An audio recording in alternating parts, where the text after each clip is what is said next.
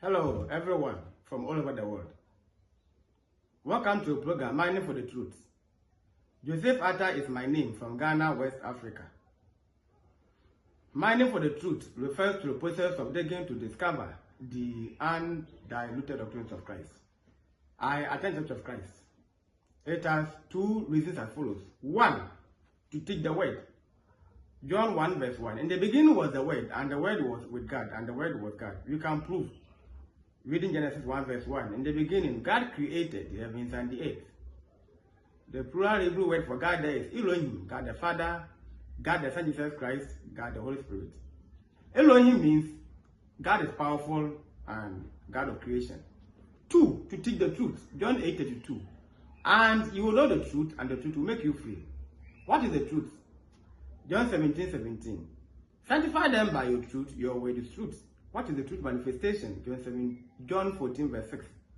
And Jesus said to him, I am the way, the truth, and the life. No one comes to the Father except by me or except through me. The phrase except by me means that there is no any other way under the heavens and the earth upon which you are being saved. That is Acts chapter 4 verse 12. On that note, Doris Odonko, you're welcome to the program. I love you so much. You Mad Campus Church, you are all welcome. Today is 28th of February, I'm sure. We are going to look at teachings. The title is, What is my trespass? What is my trespass? And the text is Genesis chapter 31, verse 36. So 31, verse 36.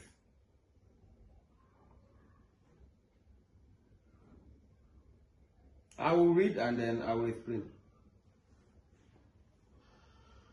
Then Jacob was angry and rebuked Laban.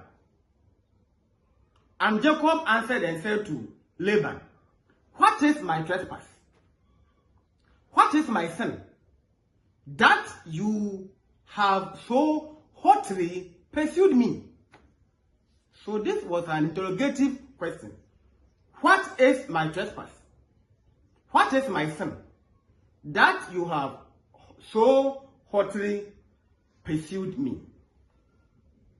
This is what we're going to look at. What is my trespass? Now, before we start, let me give you the objectives of the lesson. So one may ask, what are the objectives of the lesson? So let's see. At least for every teaching, the learner or the listener must know what he or she will gain at the end. So let's see. I think I have 4 objectives. So let's look at them. A. By the end of the lesson, the learner will be able to know, or will be able to A. Know what happened between Jacob and Laban. B, or 2, define emotional coercion and state 6 effects on its victim. 3, recognize the 6 emotional coercion of a foolishness and uncivilized in-law, Laban. D, comprehend the 6 stupid signs of Laban. So first things first, but before that, let me paraphrase everything before we even start. Not all may be able to watch to the end. Now, it was Isaac and Rebekah who agreed that their son, Jacob, does not marry from the land that they were living on. So he went to his uncle's house. The uncle was Laban, which later became his in-law. So it means that there was a cousin marriage, of course, not in the Christian age. So don't tell me that in the Bible, even Jacob married his half-sister, Rahel, of course, and Leah. So therefore, we can also do the same. No, this will be in the form of mixing of blood. So this is all about. And at the end, Laban looked down upon Jacob because Jacob was his servant, employee shepherd, in-law, and a nephew. So the topic relates to marriage officially. So introduction. A toxic person destroys you quietly, then plays the victim so loudly that no one hears your truth. We are saying that if you are a liar, when you have provoked someone, when you are doing a complaint, say your part as well. Don't pretend. It makes you hypocrite and a liar. When you are reporting someone to another person, repeat exactly what happened. And if you don't have fact, keep quiet. You do not intentionally provoke someone, and then you go around to present the case nicely to the person, and later you are tagged as someone who is bitter. And I am thinking that if you're a sensible person, you do not listen to one side story and take sides. Rather, you sit both down, either through phone call or physically. Then they will each narrate their story on the same issue. Then you can draw what you call informed conclusion. The word informed means that you have been enlightened, so you make the right choice. But you do not listen to one side because the person is my friend. We began in the Gold Coast. We began in the old era. So therefore, I must support him or her by force. No. So we say that when you are destroying somebody, try to say the truth, so that the person who want to judge, who want to also criticize, someone who want to tag, will know the right method, the right word to be used. So the person who is destroying you, he will destroy you, and the same person too will go around to announce it. So nicely, the person presents his or her story so nicely, and that you will be accused almost every day. People use people to achieve their selfish aims and ambitions, and it is true. And then destroy their image externally when they no longer receive previous benefit through commands. When you are staying with somebody, the person commands you. When you are living with somebody, whether you were adopted, you are still with your uncle, your mother, we mean when there's parenting, there's a command on the adopted person. And they will use you to achieve their aims. They will use you like a rag. Filthy rag, actually. Of course, I'm using life here as a simile to compare a human being who has been downgraded into a filthy rag in the womb. This one, no one is talking about it. But when you leave, or when it is your time for liberation and then you go, the same people who were using you try to destroy your image externally. Why? Because they are no longer receiving the benefit that they were receiving from you previously. So this means that they thought they were going to rule you forever. And is this Christianity? Is this maturity that the person who... I thought you were even going to raise this person so that the person becomes autonomous. Then you can say that, oh, it was through my benevolence. That's why this person has also become this. No. They want to suppress and compress you, so that forever you help them to achieve their selfish ambition. And when you want your way out, when you want your freedom, maybe you have grown, you want to live, then you are an ingrate. Those we have stayed with become our gods and are hostile when we liberate ourselves through marriage. Yes. As I've been saying, I think it should be a pride that someone, an orphan, your niece, your nephew, someone's child that you parented, through your hands, the person is now going to marry. I think this is a news that we must all celebrate.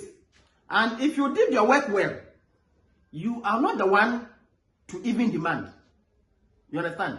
Because the person who is going to marry this an adopted person or parented person might have been told the goodness that those parents have done for him or her. Then the person being reasonable will come and then reward you handsomely. But it is when you were also happy, free-heartedly, that the person should go, and that the person is no longer under your authority. So there should be free will given here. They become so hostile because they were thinking that they were going to rule us forever. So they were dictating, and they still want to dictate. Even when you go to the marriage, they still want to dictate for you. They can no longer control and intimidate you. Thus, you are bullied emotionally for not helping you in the future when in need of them. Oh, you go, you will see. You will see who born who. You will see who came to the earth first. So, emotionally, they blackmail you. All because you are no longer under their authority. You are now liberated. And they try to intimidate you with future pending events. Are you God? I'm asking you. The God that I'm using in the text is small G-O-D. You understand? Something an image that people want to worship. I'm now asking that, are you the supreme God? For we human beings, it is so unreasonable for a human being to tell his or her fellow human being that you will see what I will do to you when you need my help. What do you mean by that? I mean, Jeremiah 10:23 is saying that it is not good for a man to direct his own footsteps. We are all dependent on God. You are dependent on God and dependent on God. So what do you mean? Who are you? And what do you mean by I will need your help? So means that I will always need your help. Don't you also think that you can also need my help? When you go to Ecclesiastes 4:9-12, when we paraphrase, we are saying that human beings are dependent creatures. We depend on each other.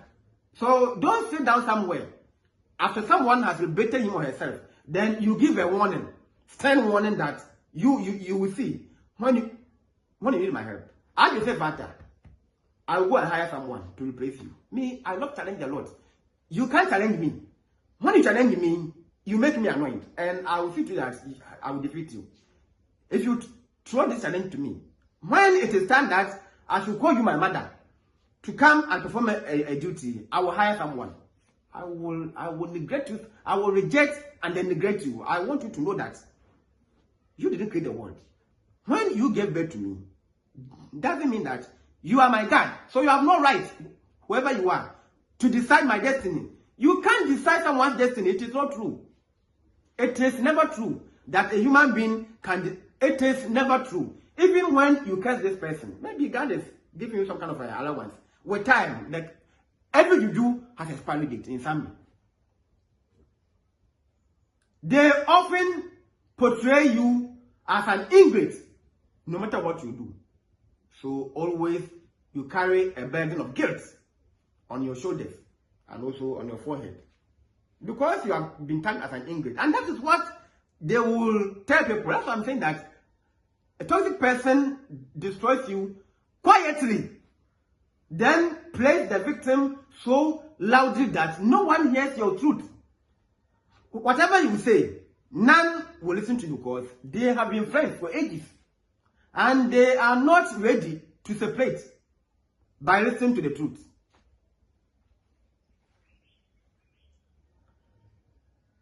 However, they equally benefited from your services. Why with them? So my question here is that, were you crippled? Were you disabled? You helped them. Mopping the house, washing, cooking, washing for them both. You served them a lot. Number two, in case they were barren, you saved them from societal shame. And in case they had younger ones, because you were adults, you still serve them in some ways. Whatever empire that they have built, you contributed. So we say you were and are a contributing factor. You didn't sleep. You didn't stay idle while they cooked for you. You cooked to serve them. You understand? And it was due to these services. That's why they also maybe send you to school, into apprenticeship, and others. It was tit for tat. Give and take. Should in case you slept one day. Should in case you slept one day because you were so tired. Should in case you used your studies, morning classes, as an excuse to skip household chores. I come and see fire in the house. The way they would dress you, you will feel so useless. If it is true that they are helping you from their hearts, why are they complaining because you slept? Why are they complaining that you left for school early because you were going for morning classes? Why are they complaining that you are going for classes on Saturdays? Why are they complaining that you are sleeping after church on Sunday? This should tell you that it is tit for tat, give and take. They did not help you for free. They also gain more benefits. In fact, they calculated the benefits, then they also gave you the support. So basically, you guys were helping each other. Whatever they have achieved, once again, you were a contributing factor.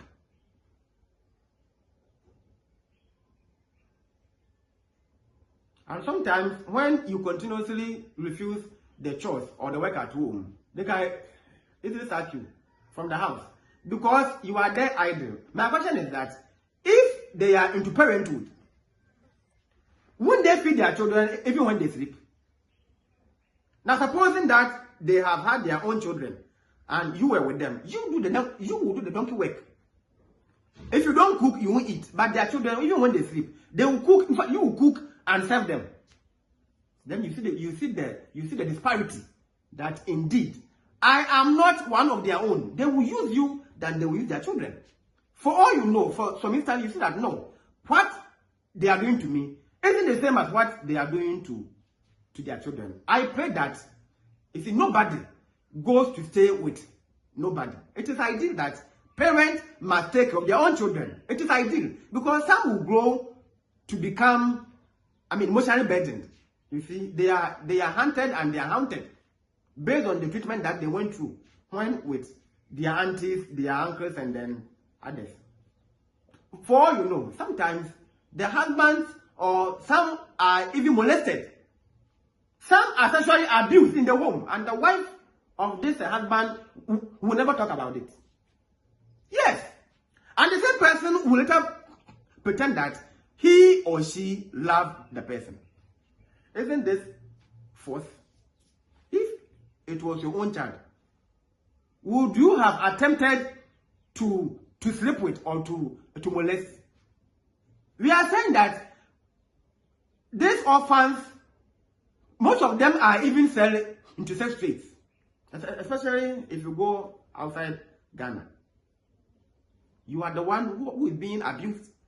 If you're not lucky, the man will even sleep with you, or the man's friends or the man's friend may want to sleep with you because you are not their own blood. The truth is that when you give birth from your own womb, the approach is different. How often do you see parents mocking their own children for struggling in life? How often do you see? How often? If you have to find out, how often? But aunties are able to mock their sister's children because the person didn't give birth to the child from her own womb.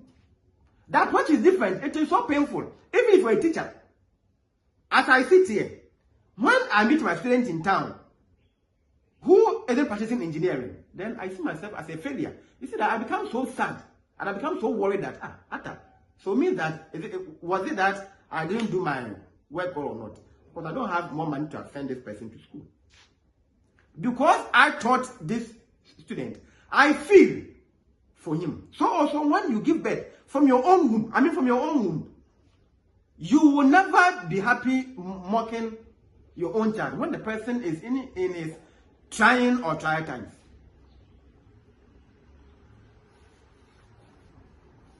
Those who genuinely, now before we even move on, they think that they own you. Once you are with them, they think that they own you, so therefore you are their slave. They can talk to you anytime you want, from when you were adopted till you die. Even when you marry, they still want to exercise the same control on you. And when you choose not to obey them, they go about to destroy your personality. So we are saying that those who genuinely volunteer to adopt never force themselves on you. Why? Because they know you are not their own. When you go to an orphanage center, they give you duration. Maybe take this child for the period of 10 years. When you are done, bring him back to us to let you know that the child isn't for you, so you sign a bond. No one forced you to go and adopt, my friend. Stop being a hypocrite. Live for Christ. Who even asked you to go and adopt? Did the child advise you? Maybe the person was even, a child who couldn't even speak. Who forced you? I'm asking you. Who forced you to adopt? Don't start what you can't finish. And you must be reasonable enough to know that just as you were liberated when adult, the same thing that the child will also grow in future to be liberated. And as the child is going from 18 onwards, he or she has the right to sometimes talk back. It's a way of learning. You understand? Hey, then they will be on you if you don't respect, because I didn't give birth to you. That's why you are talking back. But we have in parenthood children who have been born by their own parents. They talk back to them. But you, the one who has been adopted, it means that you must keep quiet, even if they are choking you. But it's wrong. You should allow the child to express him or herself. We are not saying that the child should be disrespectful, but the child is trying to grow. When you are growing, you integrate the society because of learning that will go on in the school and others.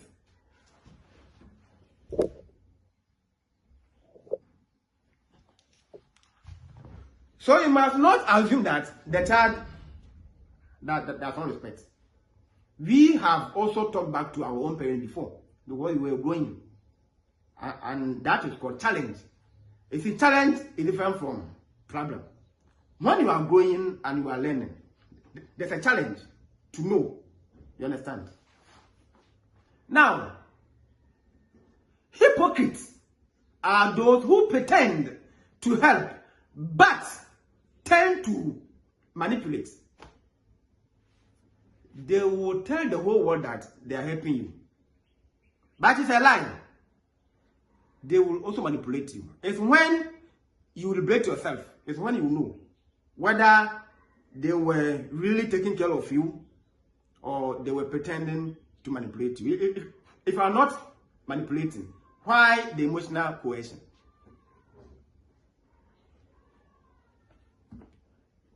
So we say they are phony. Now, phony means not genuine, fake, or dishonest. When you are a hypocrite, when you pretend to be tender for someone, but by underground you trying to manipulate, you call you phony, P-H-O-N-E-Y. For it means that you are not genuine, you are fake or dishonest. They have been thinking that you are their personal property. So when they say sit, you sit. When they say stand, you stand. You can't even do this to your own child. You can't. It is a lie. We have laws in the country. When they go to school, they also say they have their rights to some point. In fact, it is actually a burden when someone does you this type of kindness. Yes. Or when someone does you this kind of favor. It is a burden. That's why I was saying that, if possible, all parents must stay with their own children. Ideally, even if you are going to eat grass, eat with them, than to let them go and stay with others. Initially, when they're coming to adopt, come and see their faces. They are smiling. But when they go, and the mistake that we make is that we choose not to listen to the side of the child, but always the parent. Or because the person is doing the child a favor. So therefore, always keep quiet. Nothing impresses them. There's nothing that you will do that will impress them. But if I were you, we as human beings, we are never satisfied. We as human beings, we are never ever content. You will eat and become hungry again. You want to drink the best of life, of wine. You will drink it and you will want to drink more. So me, as you see me, when I see you of this nature, I don't care. In fact, I don't even waste my time to impress no one, because human being is naturally ingrate. Marriage is a union that must bring unity, love, respect, and maturity to both partners and families. If you go abroad, even if they were disunited or they were not united, the moment they marry, they come together. That's why sometimes, even though the whites are practicing nuclear family system, but if you go to Asia, mostly they practice the extended. Sometimes you find the grandparents, the parents, and the couples all living in the same home, happy because each of them know what to do and not to do. Not trespassing. You can practice this in Ghana, as uncivilized as we are. Where I'm saying they know their boundaries, where to pass, when not to pass, where to sit, what to do, not to do. Because they are more civilized than we Africans. Not trespassing. That's why they're always living so happy. And if they were troublesome, do you think that the new couple would have, brought them in their home? No. Because of civilization. It is only in Africa, Ghana, that when we marry, rather, we become enemies. Because of someone's foolish interest that you couldn't fulfill. So you are an enemy. Are we marrying for you or for God? Is the marriage yours? You are staying with your own partner. So live your life. We also live our life. When you refuse to accept their useless commands, then they go about to destroy your image. Unfortunately, the listeners too are not wise. So they also help them to fight against you. I will say further. If you plan evil against me, it will come to you. I don't avenge. Vengeance belongs to God. So when you offend me, God will deal with you. It will never ever be well with you, because you don't know me, who I am, my like, dislikes. You can tell me nothing. You don't tell me what to do. I decide what to do in my life. I choose who comes to my home and who does not. You can tell me nothing. In Africa, in Ghana, we are living in a global village. My home is not a tourist center. Why do you want to visit me? Explain.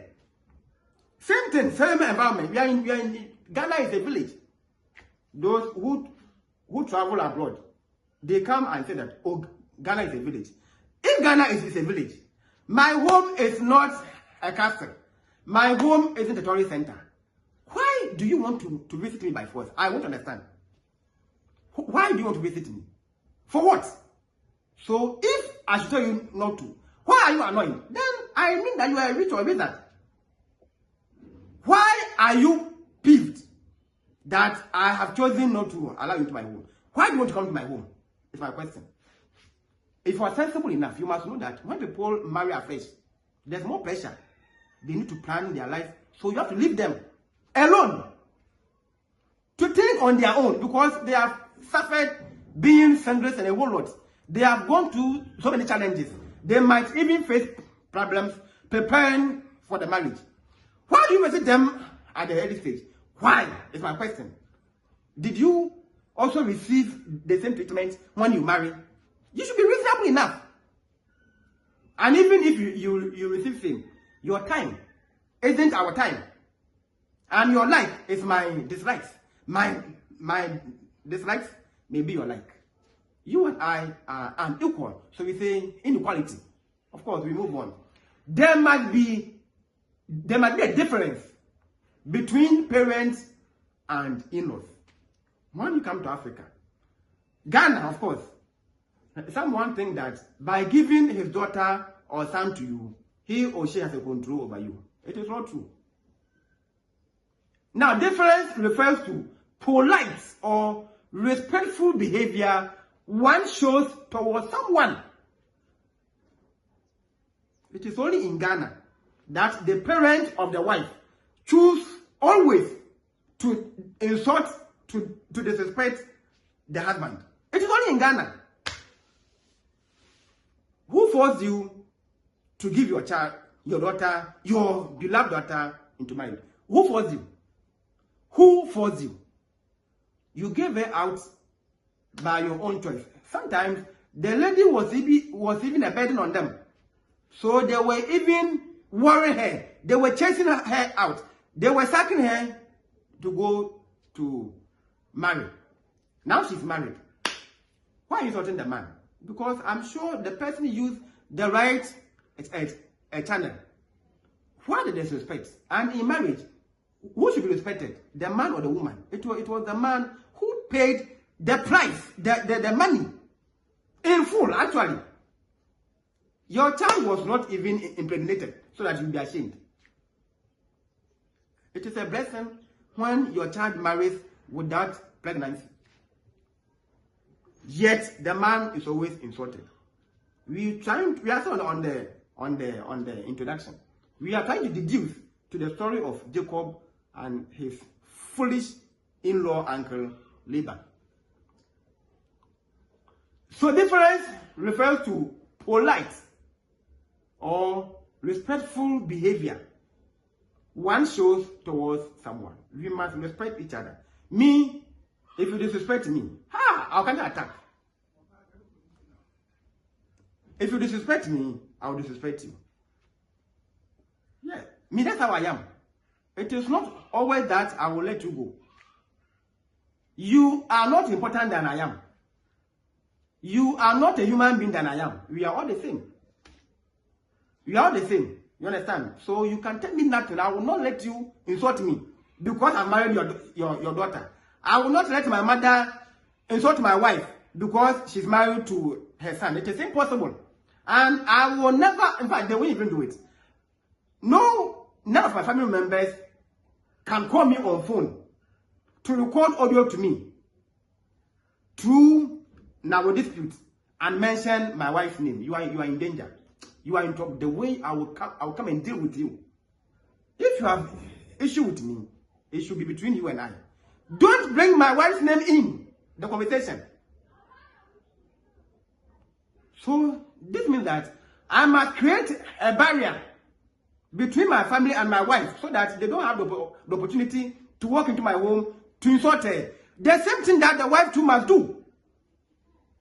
The wife must not allow, she must not be timid to allow her family members, I mean the parents, to insult the husband through a phone call or a family conversation. Then it means that you, the woman, you are even a failure. In fact, you don't qualify to marry. Why is it that they are so controlling you? You are married and you are so quiet. When your family members insult your husband on the phone, then you hide it. Mostly they will hide it.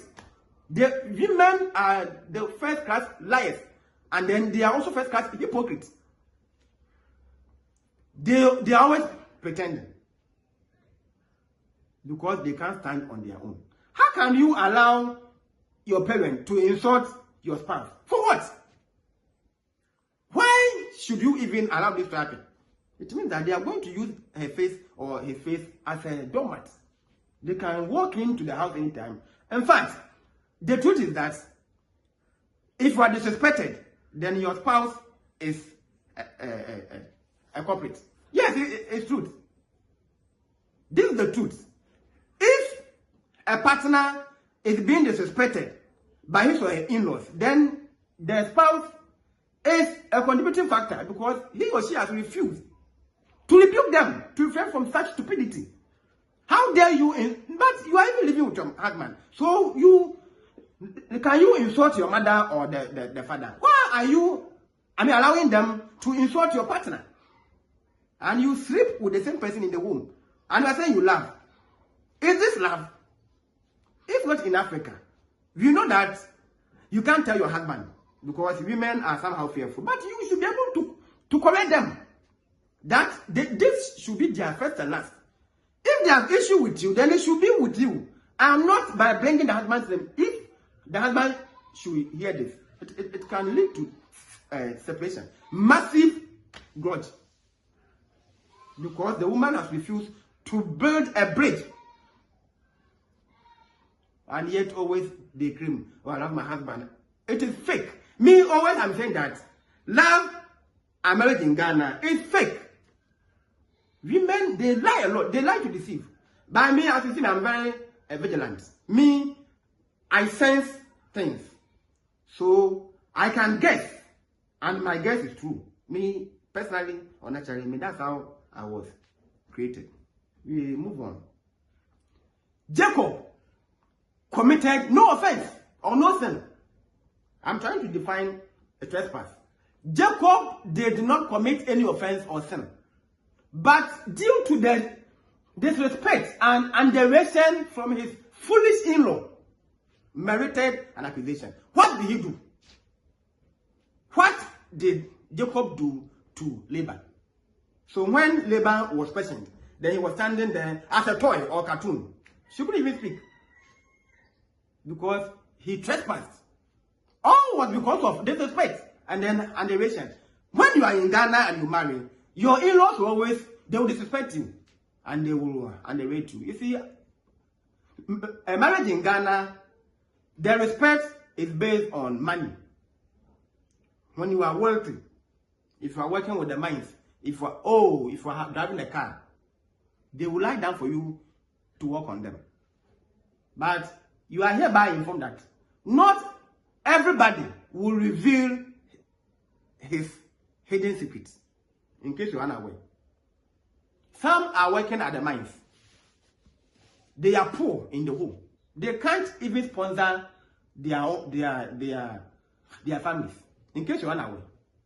Because you heard that the person is at the mine, so you think that all the money there is for him. Some are living on loans. Some are living hypocritical life or life. The person that you see to be so useless and that the person is jobless, hopeless, you might not know what goes in underground. So psychology is saying that don't judge a book by its cover. You are also aware that life in Ghana is so hard. Why should you mock someone who is trying in life? Are you sensible? If you are someone who is sensible, knowing very well that life in Ghana is not easy, are you encouraging or discouraging? If you want your daughter to be married to a Babylonian, did we force you? We didn't force you. I didn't force no one. Jacob didn't force his in-law that he should marry Ryan. Crass means behaving in a way that is stupid, rough, or without manners. Bumptious in-law means someone who is too confident, rude, or confident, rudely, or annoying. Laban was indeed a foolish man, so Laban was crass and bumptious. So foolish that he accused his in-law for nothing. Baseless accusation. He hated him for nothing. Now we are on the A. Jacob and Laban. If you read the Genesis 27, verse 42 to 45, it is saying that both, in fact, when Jacob took the blessing from Isaac instead of Esau, Esau was hunting Jacob. So he had to run away. In fact, it was Rebecca who advised Jacob to flee to Laban's house. That's Genesis 27, verse 42 to 45. Now, both Isaac, if you go to Genesis 27, verse 46, chapter 28, verse 1 to 8, it is saying that it was both parents who preferred that Jacob married from outside Canaan. Maybe they disliked the women there, so they wanted their son to marry outside Canaan. Now, Jacob was the nephew and son-in-law of Laban, and Rahel was a shepherdess when she met Jacob. I mean, Genesis 29, verse 9 to 12. Rahel, you can imagine, Rahel wasn't a gold miner. Rahel was just a shepherdess. You, this Laban, if you were responsible, how or why should you turn your daughter into tending for sheep? How possible? The answer might be, in the olden days, there was no work. And this is happening today. What was your wife's profession when you married her? That the in-laws are bragging to insult you so much. You can imagine a woman, a very beautiful girl, who was a shepherdess, was when Jacob met her. Let's see if we can read from Genesis 29, right? Let's see if we can read some Bible quotations. Genesis 29, verse 1, verse 9 to 12. Of course, I will not be able to read all, but I may read small. Genesis 29, verse 9.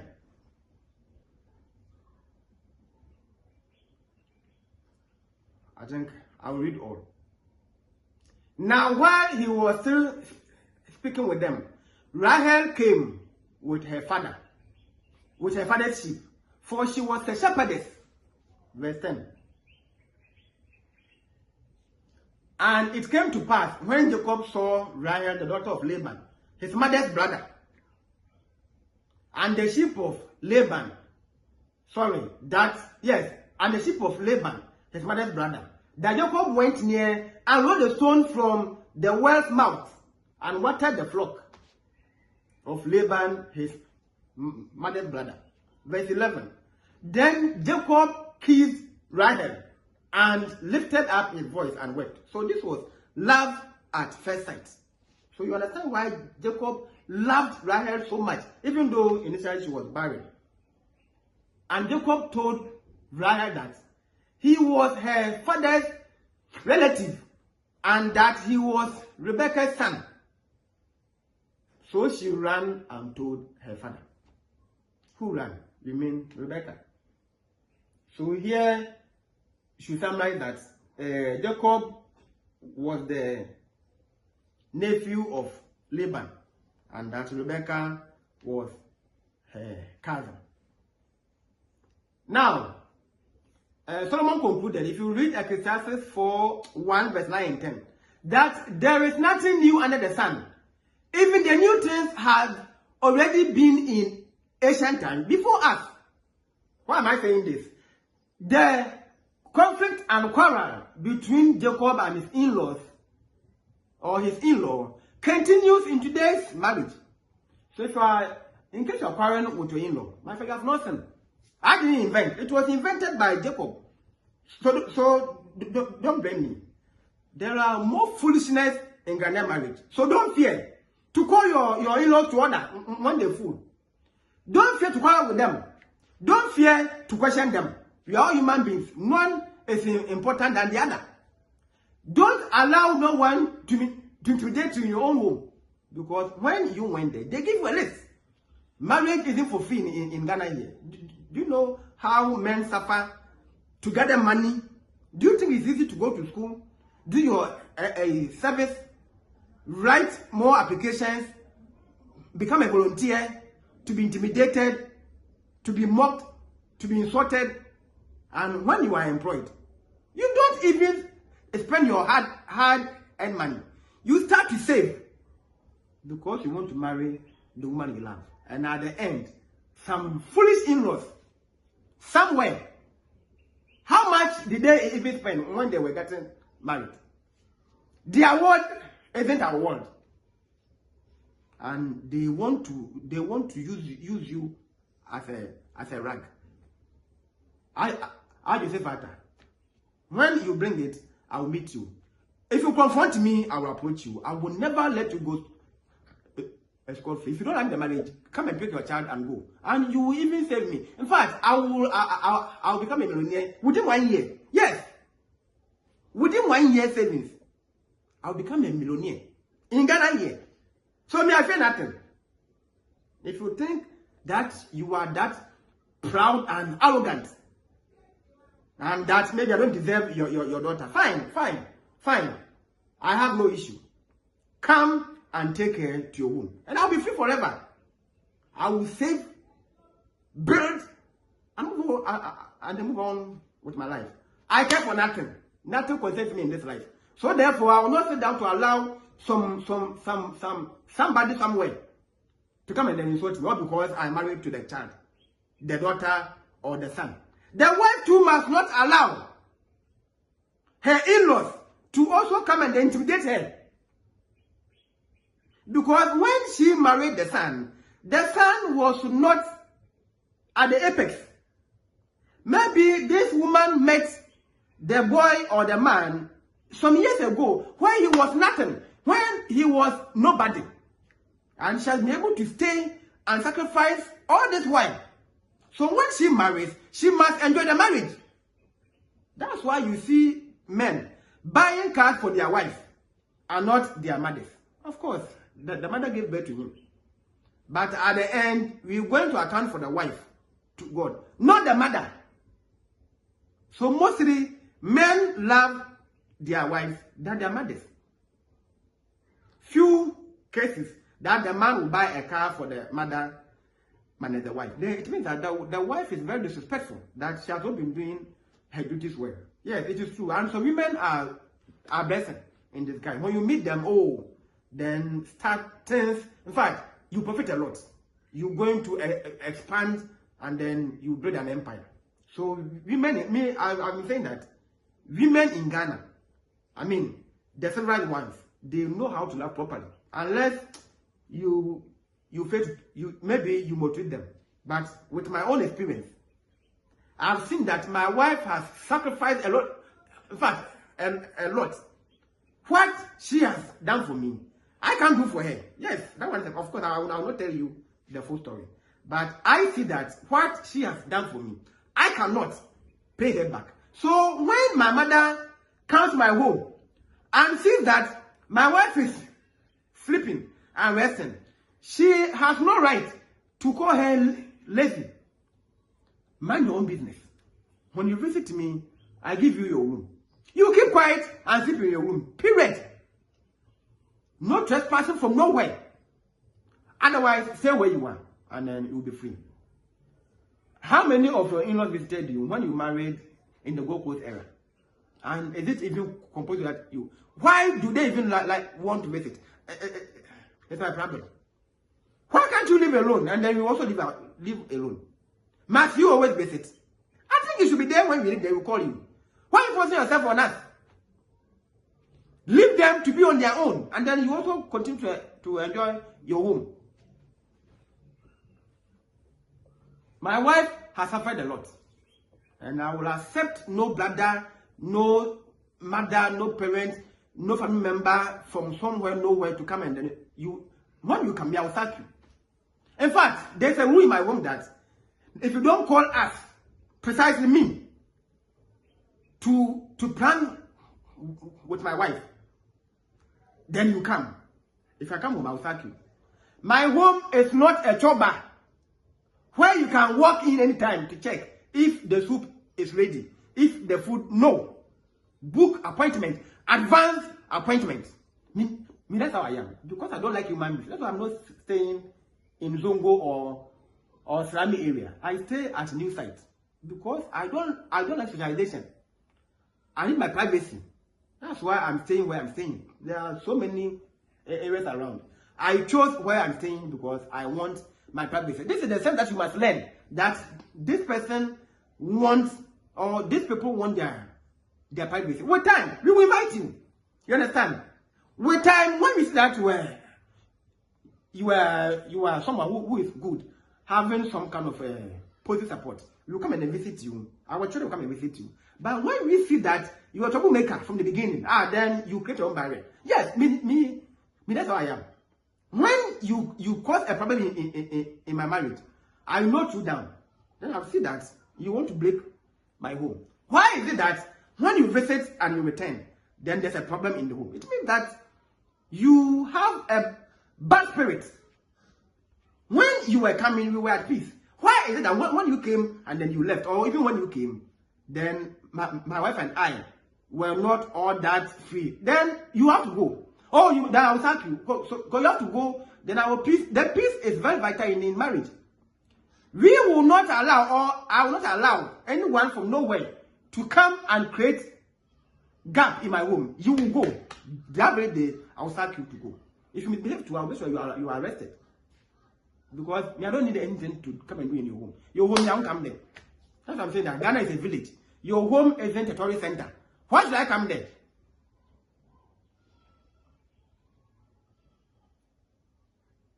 So we are saying that it was Jacob who invented the quarrel between groom or maybe bride and then in-laws. And someone too has said that there's nothing new under the sun. So me, if you fool with me, I'll fool with you. There are more foolishness in Ghanaian marriage. So when you are going to marry, you must prepare for this. You must prepare for when you come, I'll meet you. When you bring it, I will face you. I will never let you go scot-free. Otherwise, they will use that one as a medium to always come there to fool. And if you are unlucky, you become a slave in your own home. They will barge in to and from when they want. When they come, they will go to the kitchen. You are mad. The moment I come and see that you have trespassed for only once, then I thank you. Whoever you are, my mother, you go to your troubles and you are free. I've not asked you to come. You go when we need you, we'll call you. When I call, then you don't come. I will employ someone. I can employ a nanny to take care of my child, in case you don't know. So don't sit down and set a trap that I'm waiting when she is pregnant, when she's about to give birth. For sure, she will call me, and then you are wasting your time. I can employ. I can always improvise. You understand? So me, when you set a trap for me, the same trap will catch you, and you will call me to come and then free you. Of course, I won't mind you because you are a wicked person, and there's no peace for someone who is wicked. No in-law has the right, biblically or traditionally, to insult the husband or the wife because she gave his or her son or daughter to be married. No. No qualification exists in the Bible and then also in our culture that the in-laws have the right to insult the couples, and the couples must keep quiet. It is a useless law, even if it exists. And even if this is in the Bible, I will disobey it. What do you mean by that? That in Africa or in Ghana, the in-laws have the right, because they are adults, to insult me, and I must keep quiet. I will give you a slap. If you are in my presence and then you are misbehaving, me, I will slap you. Yes, me, you see, the fact that we are Christians doesn't mean that we shouldn't be justice and we shouldn't practice law, that we should be dormant. Me, if you fool, I will discipline you. If you are indisciplined, you can't be with me. How dare you? Who are you? And how dare you? You don't know my age. Now bring your children, line your children up. How many of them are like me? Because I am good, and I am better, and I am best, that's why you gave me your child to marry. Because my mom also saw that my wife was good or is good, better and best. That's why she also approved. So what's the story? You must be so sensible enough to know that we are adults. We are taking the new phase of the family. The lineage. So you must accord us with much, even if we are children. But I'm surprised, in Africa, before I got married, in Ghana, before I married, the notion was that even if you are a child and you marry, by automation, you become sensible. So if you are, let's say, you are 30 years, unmarried, and someone is 18 years and married, they will respect this 18-year girl who was impregnated and then marrying somehow. They're going to respect him or her than you. Why is it that when you have then now married, they still want to disrespect you? Are they sensible or are they wise? So me, I will not allow you to come into my home to misbehave. If I'm to block, I will block you. You are you. How much do I even gain monthly by calling and talking to you? I don't care for nothing. You can do me nothing. Yes, you are not my God to tell me how to live my life. So if you're not interested, my friend, you walk out and then I don't care. I've got my own mother is there. In Africa, it is believed that the old is wiser than the young. My mother is older than you. So this means that you don't qualify to advise me when my mother is alive, because my mother is more sensible than you. If you are wise, advise your child, not me. You can't. I am not your child, so you can't advise me because my mother is alive. Me and you, me and your children. If you are to go and buy, in case you are going to buy, we are product and you are going to buy, you will buy me and leave your children because my mom taught me better than you. You are even a failure. You couldn't train your children well, so they are problematic. I'm not saying that I'm perfect, but my character is good. What I was given, I came to Western Region 1999. The same training that I've held and I'm still holding. I came to meet you here.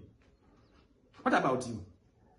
So far as my mother is there, no one called, and I don't listen to any advice except the Bible. In case you could advise me, I won't take it. Because you are not my mother. You can tell me nothing. Go and train your children, the advice that you're telling me. Go and tell your family members. I don't need it. I learned from my parents' marriage. So what I learned is what I have modernized it and I am practicing. And my wife is happy with me. I am not marrying with no one counseling. No. In case you run away, in case you advise me, you waste your time. Because I didn't ask you to advise me. If you're a counselor, you must stay in the chamber for the victim to come to you. Have you ever seen that a doctor is going house to house and checking in case some people are ill? When you are ill, you must go to the doctor than him or her coming to than he or her coming to your home. So if you know that you are someone who is better, stay in your cabin and then you will ask, then you will be directed. Then you see that you are competent. Why force yourself on someone? So me, if you advise me, I didn't take it. Because all this while, I learned from my parents' marriage. And that's what I am now practicing. Those that they couldn't teach, I learned from the Bible.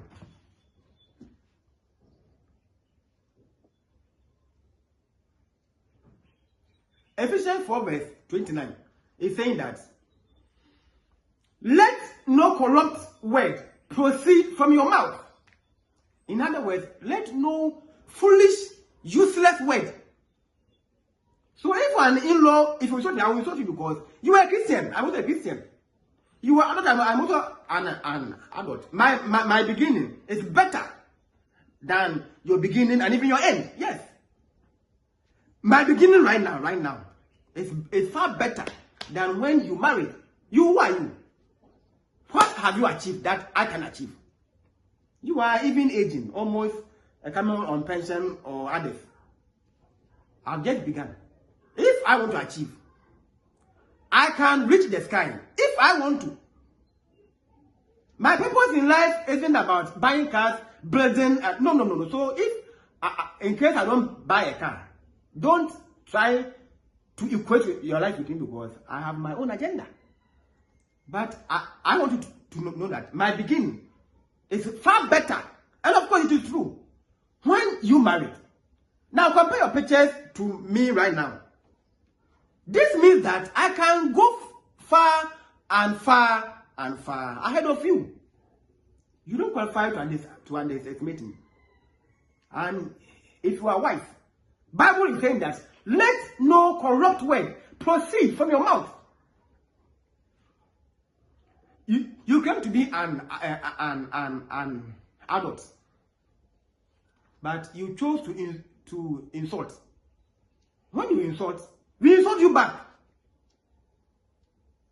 The wise and understanding must show good conduct in meekness. James 3 verse 13. Are you wise? Are you wise? I'm asking you. You are a troublemaker. You cause problems. You are a gossip. You call to report fake news. And foolishly, they also carry that about. When they see you, then they try to call you names. Me, all of them, I've seen them. I've seen them, but I don't care. At the right time, I will catch and then I will reply them. Yes. The wise and understanding. Are you wise? Do you have understanding? Do you have a common sense? Do you have wisdom? Must show good conduct in meekness. Are you meek, or you are proud and arrogant? Every foolish in-law lacks these biblical traits. I mean, Ephesians 4 verse 8 and then James 3 verse 18. Anyone who is foolish lacks these traits. And if you're a Christian, you must have this before you talk. Think before you talk. We are all human beings. No one is better than no one. You understand? Jacob didn't force Laban to marry Rahel. It was through his consent. Now, when you have given something from your consent, why the further troubles or the insults? And in case you did something, who asked you to do it? For example, if I am getting married and then you bought a cow to kill, later you are thinking that I should come and then thank you. To thank you for what? Is it your wedding? I'm asking you. Did you consult me to agree before you you bought a cow, or you bought it for your own image? You did that to bet in your corner, and I care less. I don't even know, and I'm not interested in what you spend. I'm not interested. Did you consult me? I believe in moderation, simple life, high thinking. That's the meaning of a serious basis. All my life is so simple. Everything is low key. I am married. Not all are that I'm married, because I don't show off. So I made my wedding so smaller in my own view. It was others who made the publicity. I didn't. Left me alone. In fact, I invited about only 4 people. One from Akemoda, one from Obuasi, 2 from Takwa, then 2 from Takradi. Only 1 person from Takradi showed up. They all didn't come due to car, and there is some kind of inconvenience. Then one of my students, he traveled from Australia to come to my wedding. He came to Ghana on Friday, came to the wedding on a Saturday and then Sunday, then Monday, then he left to Australia. If I wanted to invite billionaires, I could have invited my officials from City Accra. I could have invited engineers, welding engineers, whom I have trained to come to the wedding. I could have invited my students who are at the university. to come to the wedding. I could have invited my own students to come to the wedding, but I didn't. To let you know that everything was low-key.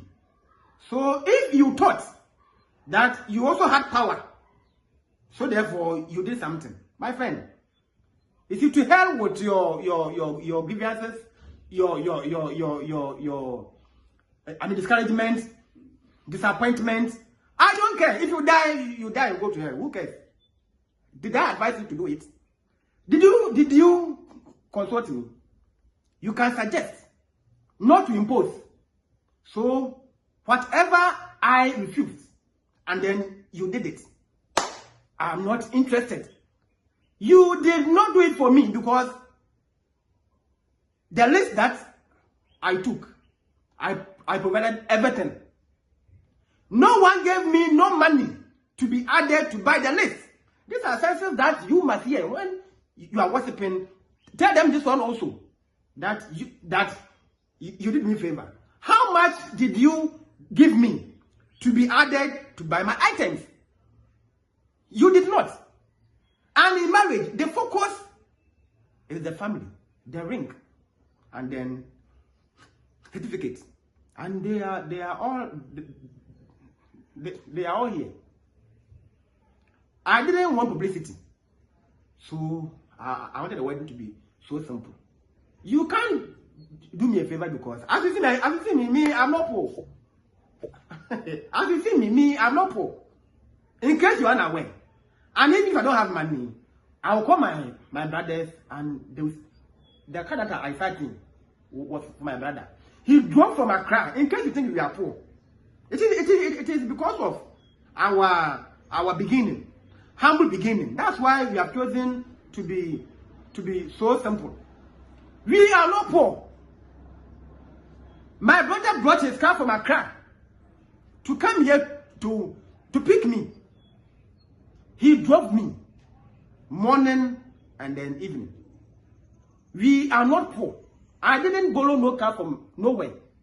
My brother, once again, he fueled his car, drove from Accra, came to here to Tadi to drive me. So don't sit down there and think that me I'm poor. I am not poor. I am not poor, as you are thinking. But I'm very sensible, so I don't show off. Only my wife knows who I am. Only her. There's no way you know me. She knows me better. We planned everything. I was also, sensible enough that there's more to life after marriage. So I will not spend all my money for this wedding, 2 hours, 4 hours show. Then come home, cook stones, and eat. Me, I'm wise though.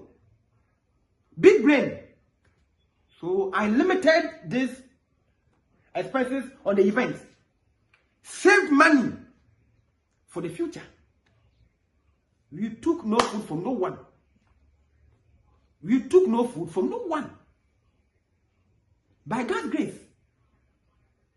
So please, in case you did something for someone during his or her marriage, so far as you did it to buy your canna, don't sit somewhere and think that the person come and show appreciation. Did he approve? Did she approve? Or you did it by force? Now, if you did it by force, then who cares? Because they were not aware. So who cares? It is your own debt. We care less. I owe no one nothing. You are the one to even come and then thank me instead. Yes. And even my family members. It is not disrespect and sin to let people know you hate useless matters. This is never a sin or disrespect. You see, we fail to stand on our ground. So we let people to intimidate us that you are adult. When I talk, when an adult is talking, I should keep quiet. Who taught you that? Laban, his nephew was Jacob. If it is a sin, why is it that Jacob questioned his uncle? Show me my guilt. It is not a sin or disrespect, my friend. Refuse to be timid. People are so timid that they allow some foolish people to come and then they walk on them. I just said, you lie. When you come, you run away. I will chase you to run. No elder has the right to insult and be left free. When you insult you back. Go to hell. If you will sin, we will all sin. We will all apologize. That Bible is saying that don't pay evil with evil. The person is a fool. The person is fooling practically. You understand? So sometimes when you bring this, we also meet you, and later we all see when you apologize. You are all human beings. He must be rebuked, just as Jacob rebuked Laban. You have no right to insult and be left free. When someone insults you, rebuke the person. Don't let the person go free. Most African in-laws are greatly uncivilized. They are not civilized at all. At all. They know nothing. It even shows that their marriage is full of troubles and problems. They claim to know everything in life and marriage without knowing that the physician who sells medicine is also ill. The doctor is also ill. The person who is always disturbing our peace in the radio, on the media, my medicine is this, I bought this medicine. The person too is ill. The person too is ill. It is not the white hair that endangers wisdom. When you have gray hair, that's something that you are sensible. The fool grows, the wise also grows. Not every adult is wise. Some are typical fools. I'm saying that let's choose two children, for example. One is wise, one is a fool. They are all growing. They all grow gray hair. Be careful whom you trust and seek advice from. Some have grown the gray hair, but they are fools. Not all elders are wise, my friend. Be reasonable. Some are fools. They have no sense. Some have been married for 40 years. They know nothing. Their marriage is one of the... In fact, when we are to classify marriage, poor marriages in Ghana, then their marriage will be one.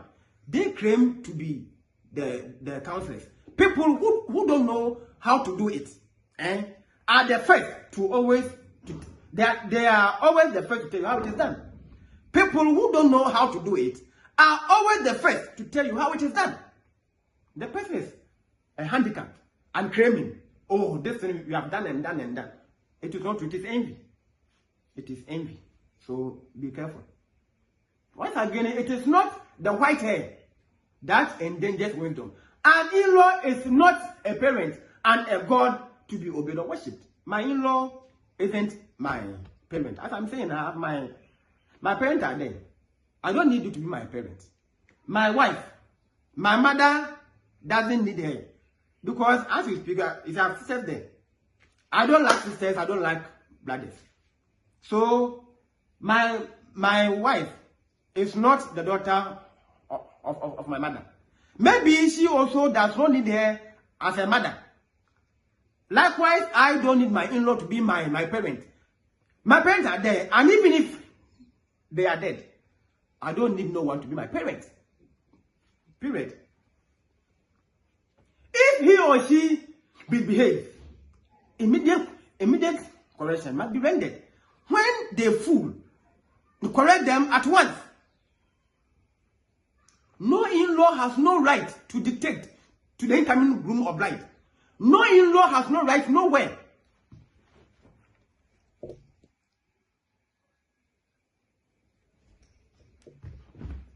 To dictate to the new groom or bride. If they knew better, if they claim to know better, or they claim to know better, they must improve their problematic marriage. In Africa, they are saying that every marriage has a problem. If so, it means that you, this in-law who is claiming, you, this mother, father, who is claiming that you know everything. You yourself, there are more problems in your marriage. There's a beam in your eye. How can you see clearly to remove a beam in my eye? So remove your beam first, then you are now free of visual impairment. You can then see clearly to remove a beam in my eye as well.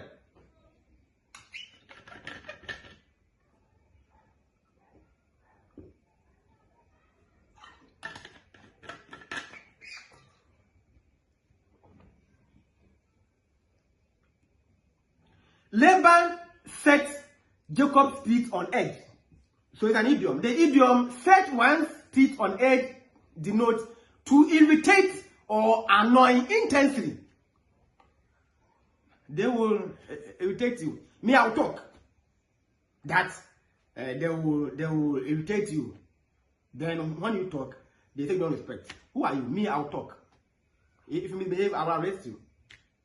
If you fool to me, that's what I'm saying, that if you approach me, I will confront you. If you confront me, I will approach you. Me, I will never forgive you. Because Africans are uncivilized. So if you don't take them on, right from this stage, remember, they are doing that to test. Then they will know how to live with you. So if you don't stop it right from onset, then it becomes a norm. Then your marriage will soon collapse. The influence of a family, in-laws, has no merit. The demerit is divorce and separation, confusion in the marriage. I will not let you destroy my marriage, just as yours has been destroyed when you were blind. I will not.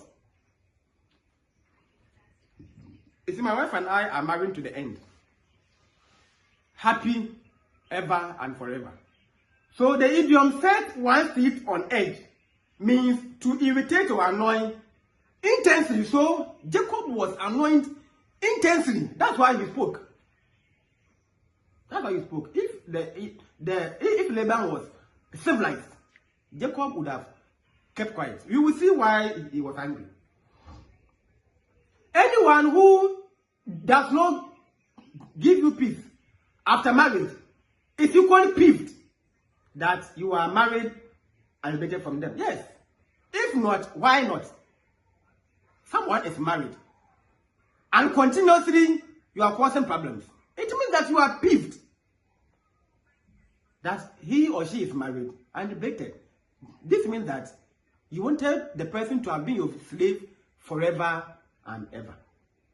Aren't you sensible enough that the person is married, is adult to make his or her own choices? Aren't you aware? Aren't you sensible enough? Don't you have sense? He or she is assumed to be a rich, or me, I will say you are a rich or you are a wizard. Why is it that you want to cause problem in mom? It means you are a rich or you are a wizard. I will speculate that this man, this woman is a witch or a wizard.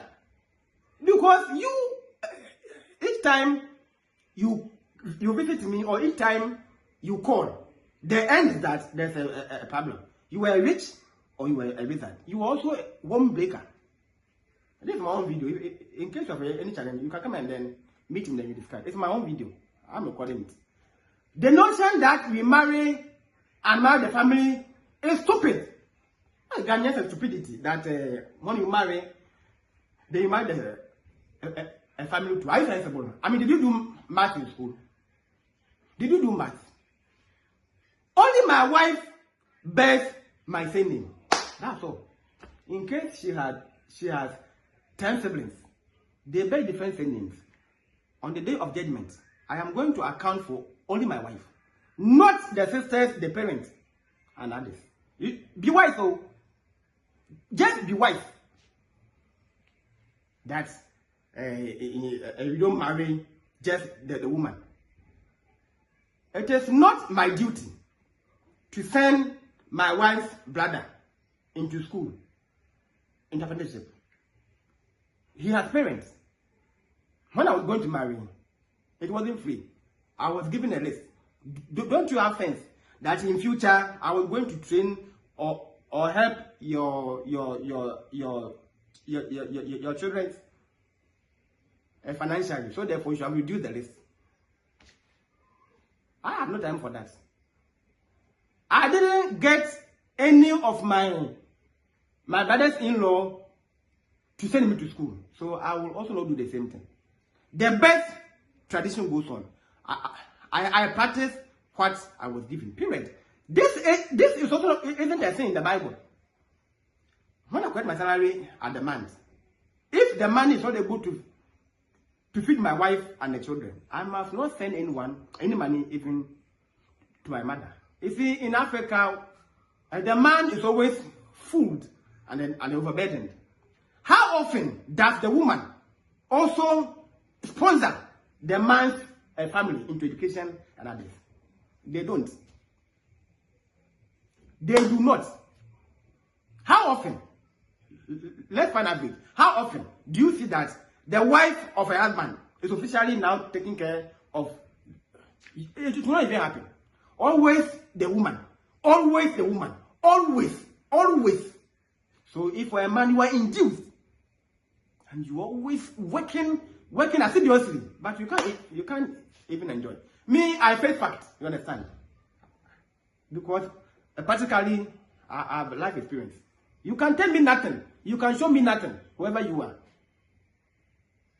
My wife is my duty. She is the only person that I'm going to account for. She is also going to account for only me, not my brother. My brother is Arthur, not her husband. I am her husband. So I am her. No, yes, I am her focal obligation. So I am not interested in useless tradition where they have used this to brainwash people. It is in this that they can even transport witchcraft into your home. You see, this one is coming. It is my uncle's son. This is my dad. Why are you always moving from one house to the other? For what? Don't you have any way to do? Are you aimless? In Ghana nowadays, we are all suffering. You understand? When you visit someone regularly, you are causing financial loss. These are things that you must know. Find something better to do with your hands. We are all suffering. Why do you always want to visit someone to feed you? You go home to distort everything, to increase their bills. Everything will be increased. You go and then they are in trouble. Me, when you come, I will sack you because my home is not for orphanage. Go and stay in your home. Go and stay where you are coming from. I don't need you. When I need you, I'll call you. That's how it should be. So me, I married just my wife. No family member is married because you are not wearing my ring.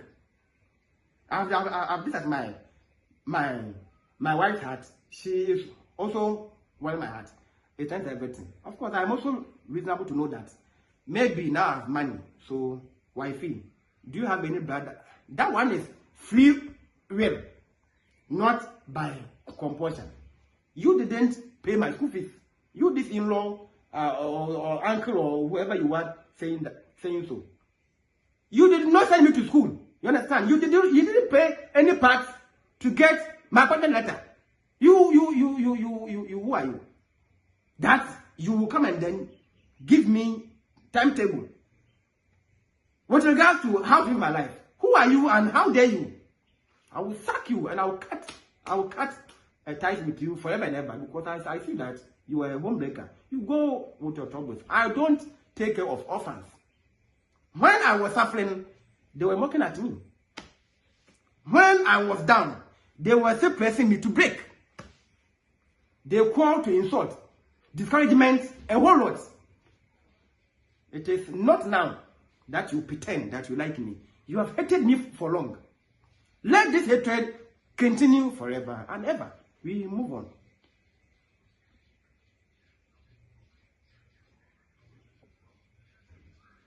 So marriages are mostly destroyed by tenant members, and it is true, including the parents. Parents greatly destroy new marriages. Why? By frequent offering, visiting, by a frequent investigation. They will call, are you okay? It is a lie. Or is he being careful? Is she this? It is a lie. Mind your own business. Let us also mind our own business. If you are wise, we are equal wife. You even married in the Gold Coast era. Even you could marry. Even you could marry. I'm a graduate. She's also a graduate. I have home sense attached. That's what I'm saying, that I was trained by my parents. So don't sit somewhere and think that we don't know. And what do you mean by that? Even you, during your time, even you knew. So how much more us? I'm saying that if you are a counselor, stay in your cabin. When we need you, we will come there. Why are you moving from house to house to check, to fish out that people should come to your firm for counseling? It means that you are fake. Because if you are renowned, you are known everywhere. So therefore, people have been recommending you. Why have you now left your office, moving from home to home, seeking who needs to be advised? You are fake. It is in this foolish ideology of marrying the family that witchcraft is used to destroy the marriage. They become network. So this one is coming, and so you won't even know who has been sent to destroy you and who was sent to bless you. My friend, whether blessing or curse, stay in your home and then enjoy. There is no secrecy and privacy for the new couples to plan their life. Yeah, because they are always in there. They are invading. They have invaded. So there's no privacy. You can't even plan. When they go, then the next will come. In that order.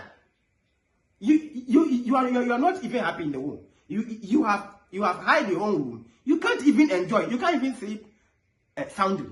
It's wrong. Couples must be left alone to craft their own path. Leave them alone to craft their own path. B. What is emotional coercion? I'll give you two definitions. One, it is a form of psychological abuse where a person uses manipulation, threats, guilt, or fear to control another's behavior, emotions, or decisions. Yes. All this is because you have left their command or authority. So what the threat is called emotional coercion. So by psychologically, they threat you, they abuse you, so that you can easily give in and then you are manipulated. If you don't do this, we will also get you. And I'm saying that you are human being, I'm a human being. What shows that I will always come to you for help? What shows? Number two, which is it also involves a pattern of behavior designed to make the victim feel dependent. You wait and see. When you are in this state, you will see whom you call. Are you God? I'm saying that me, I can improvise. I can hire someone. I can even hire the nurse to take care of my child, and I will pay. Yes, you, the mother or the relative who is coming, you are not even a nurse. So I can hire someone to care for me. If you set a trap for me, the trap will catch you. So you see me bypassing, and there's no way I will rescue you because you are an evil person. Isolated or unsafe, often forcing them to act against their own best interest. So people who are under emotional coercion, you see, they are not of themselves. Almost every day or every week, they are moody. For one, or when I remember because the person has been threatened, and they use isolation. They try to cut court with you. You see, how I wish I am all people. Me, as you see me, I don't buy phone to make phone calls. In case you're unaware, and I hate phone calls a lot.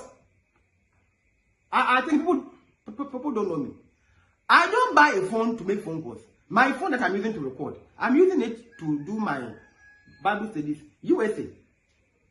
So I don't buy phone to make phone calls, and I hate phone calls. So if you don't know, and you are somewhere thinking that you called and I didn't pick, so therefore you call me again, you will die. I give you 10 years, you will call me back. Now I don't call you for anything. because I didn't buy my phone to make phone calls or to listen to phone calls. Of course, I have numbers on my phone, but I hardly call. So I'm saying that once again, if you trap me, the trap will in return catch you. Then I'll be that. In fact, I will be the only person who is bypassing. You call me for rescue, I won't mind because you are wicked, and you must die in your wickedness. So they will have to induce you to become, what we call independent. So you can always depend on them as if they are God. So if you know, in case they don't exist, you can't live. It is not true. Me, as you see me, if my mom should disown me because of my wife, I care less, because my wife is now able to make me happier than my mother. I can't have sex with my mother. I can't kiss my mother in some areas. I'm not happy. She has brought more enlightenment, more happiness into my life than my mother. I'm not saying this that my mom didn't do. She have done her part. But we're saying that my wife is now making me happier. That's why when Sarah died, Abraham got Isaac married to Rebecca. Why? To comfort him too, so that he will somehow or partially forget her mother. That's all. Me, I've learned a lot at the university. I learned psychology.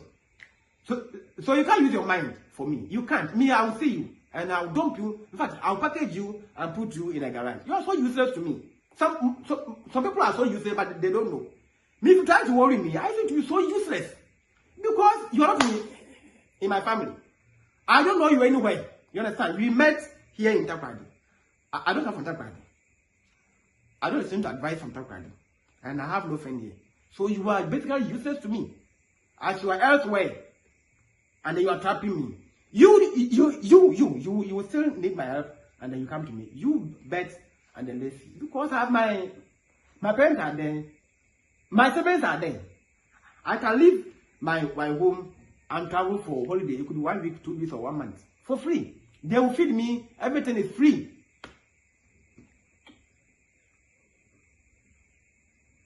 Let's look at 6 effects of emotional coercion. 1, emotional abuse. This is deliberately causing harm to the victim's mental health. So the person is not up to him or herself. If intermittently, he or she is reminded of an issue, so he or she isn't on him or herself. We say emotional. The person is being abused. All because of a threat. Why? Because she or he has elevated him or herself. 2, limiting freedom or controlling choices. You mean to limit the victim's daily choices to eliminate their freedom and autonomy. If you're unlucky, they'll prevent you from your spouse. If you're unlucky. So it's a limiting freedom or controlling choices. Then what they say is what, in fact, they want you to dance to their tune all the time. So they limit your daily choices to eliminate the freedom and the authority. I say authority. I mean autonomy. If you're unlucky, you are always under a burden. You are not on yourself because someone somewhere is controlling your choices. Someone somewhere is controlling your freedom. Sometimes it is through phone calls. Me, when I see such a foolish audio and videos on my phone, I will delete and I will block you. Me, if you fool with me, you are in trouble. Whether you're my mother or my father, me, I'll block you. Who are you? You get back to me. And so what? You are not my guy, my friend. You did your work. So also I will do. We are all doing the same thing. You to someone get back to you. You understand? So when you give birth to someone, or when you parent someone, don't appear to be a god on the person. It's wrong. It is a sin. Let the person be. Ideally, the person should accord you with respect, and not you forcing the person upon all what I've done for you. Is this my word? Unintentionally, in parenting, parents give wickedness in marriage. Yes. Find the average, you will see. In parenthood, mostly the parents, they are so happy that, hey, so my daughter wasn't even impregnated. At least I've gotten a man to marry her. They use their money to support the events, the occasion. Sometimes even give you a house. Sometimes even give you a car. Or maybe some capital or something to begin with. But in parenting, they see that you now going forever and ever. So therefore, they levy the man coming to marry you. They sell you. You see, wicked list. Because they must now enjoy the fruit of their labor. So after all, upon all, we did this. So when you see the list, then you see that indeed the person is being sold. And if for a man who is wife, please don't ask for any reduction. Liberate the woman. The list should tell you that this my incoming wife is really in bondage. So me, I will pay in full. Then you'll be ashamed. Yes. How can you be so wicked? Someone that you claim that you were helping from your heart. Is this the list that you should give? Wicked list. Wicked list. Me, because I'm white, I will say, oh, okay. Then by force, you must try to liberate this woman. And that will best you. Mostly men marry to liberate the women. They come and sleep in your home, they sleep, they do what they want. So it is so unfortunate that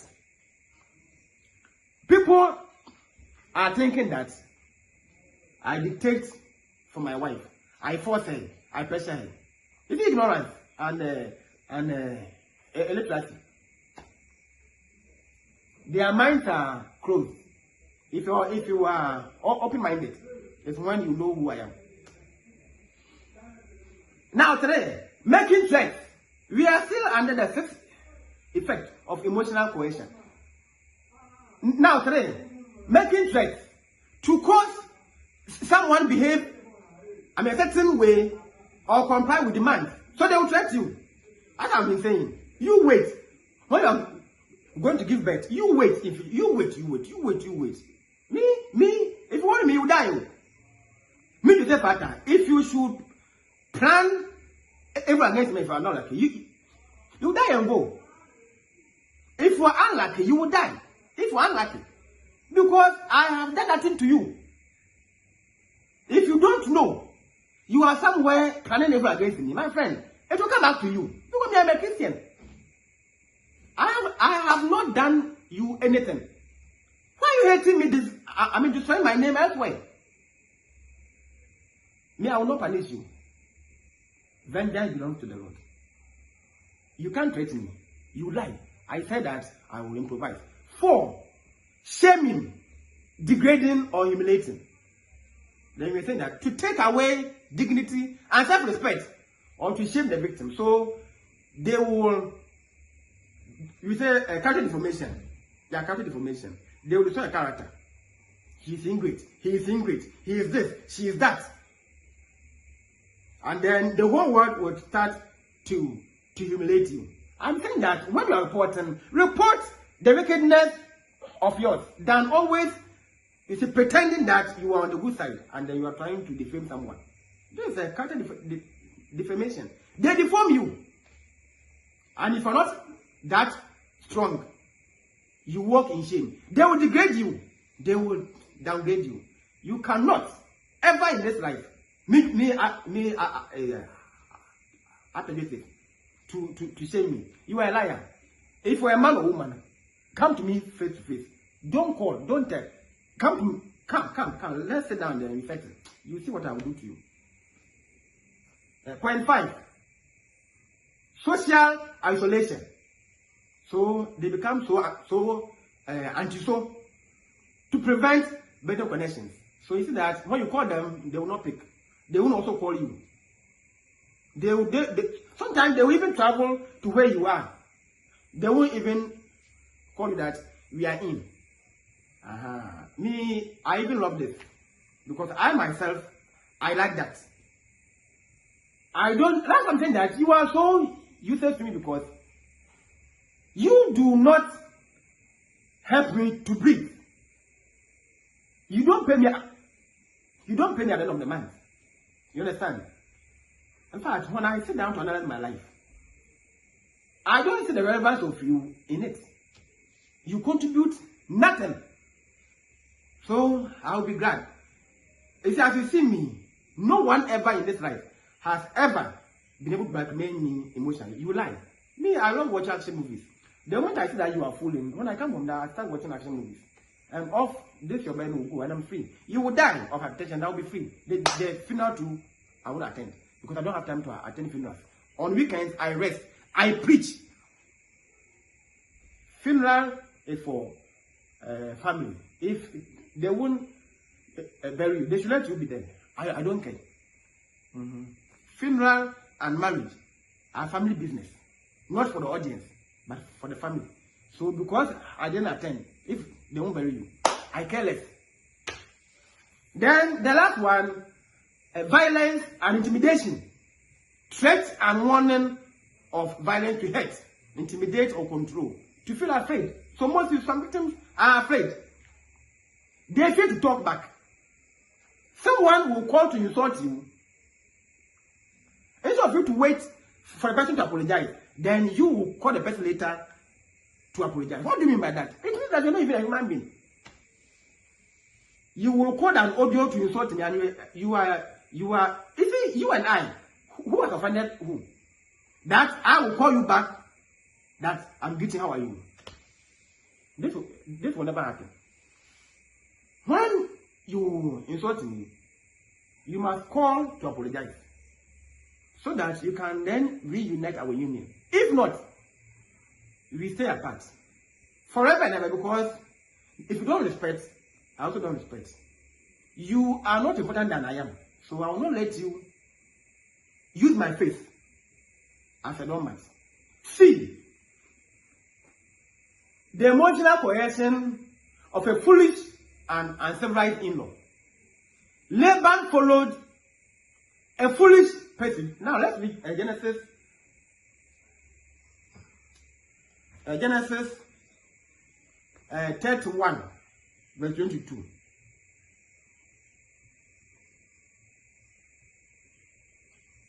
Yes, Genesis 31, verse 22. Let's see what is that. Verse 22. Verse 22 and 23. So it says, 1. Laban followed a foolish pursuit. Then God remembered Rahel, and God listened to her and opened her womb. Sorry, 31, verse 22. Sorry, I was reading the 30, 22. And Laban was told on the third day that Jacob had fled. Then he took his brethren with him and pursued him for 7 days' journey. And he overtook him in the mountains of Gilead. What did he do? That he pursued him for 7 good days. Because he came and Jacob had left with Rahel. Something was missing in the home. So he thought that it was stolen by Jacob. We move on. Now, point 2.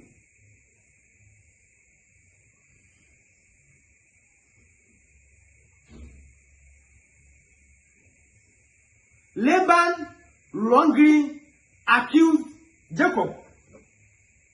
Laban wrongly accused Jacob. The same Genesis 31, verse 26 and 27. I will read. And Laban said to Jacob, "What have you done? That you have stolen away unknown to me, and carried away my daughters like captives, taken with the sword." Verse 27. Why did you flee away secretly and steal away from me, and not tell me? For I might have sent you away with joy and songs, with harp and timbrel. Laban wrongly accused Jacob because he didn't know who stole what he was looking for. Verse 3. Verse 3. Point 3. Hypocritical care. So Genesis 31 verse 20. And you did not allow me to kiss my sons and my daughters, and then my daughters.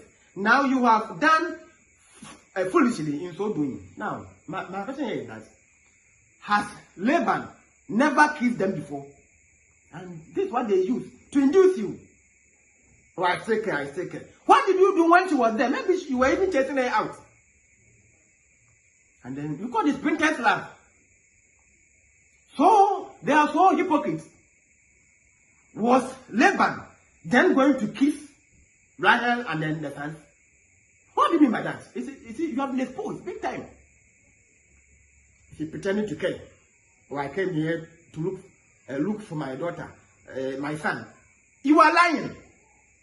You have a hidden agenda. What do you mean by that?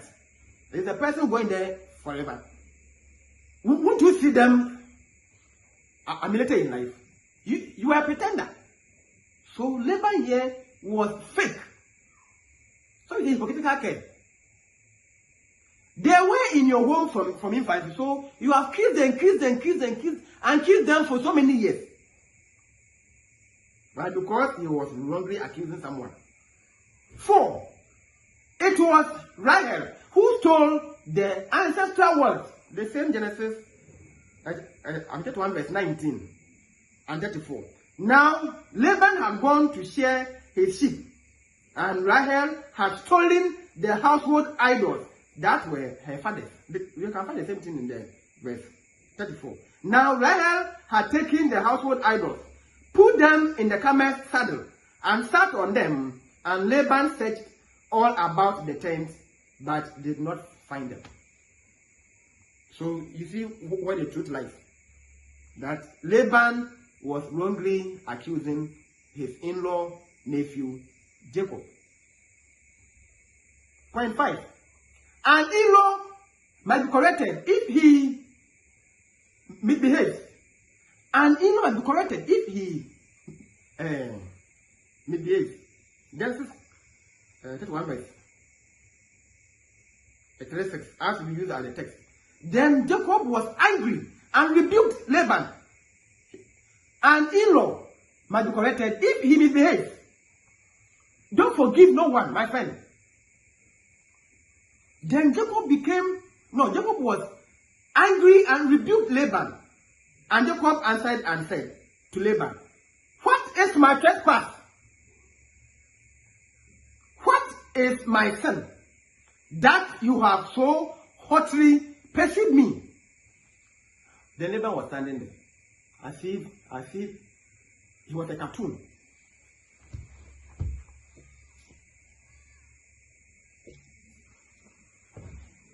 He was ashamed. Laban was then ashamed. Correct disrespect at once. Don't let no one come to your home to intimidate you because he gave or she gave his son or daughter for you to marry. No. Correct disrespect at once. Jacob corrected Laban at once.